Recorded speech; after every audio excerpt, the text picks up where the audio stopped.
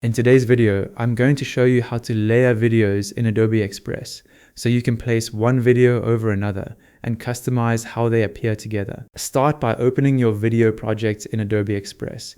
You'll want to make sure your first video is already on the canvas, since this will be the background layer for the video you add next. Now let's bring in the second video. If you're using an Adobe Express stock video, go to Add Content and then Media in the left toolbar.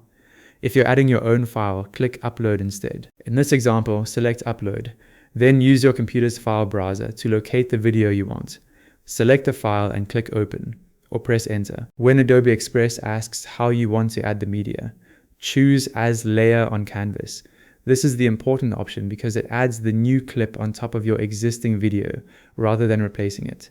Quick side note, for more straightforward Adobe Express tutorials, subscribe to Ecom Control. Give the video a moment to upload and appear in your project. Once it's added, it will sit on top of the first video automatically. You can select it either directly in the preview window or from the timeline. With the top video selected, use the resize handles around it to change its size. You can also click and drag the rotate handle below the video if you want to angle it, or simply drag the video around the canvas to reposition it. This lets you create effects like picture-in-picture layouts, or place the overlay clip in a specific corner. If you'd like both videos to be visible at the same time, adjust the opacity of the top video. Click the video you want to make more transparent, then look for opacity in the left panel.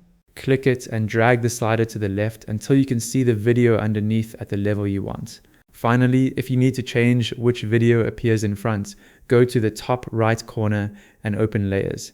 If the panel is collapsed, click Layers to expand it, then drag one video layer up or down in the list to change its position in the stack. And that's it.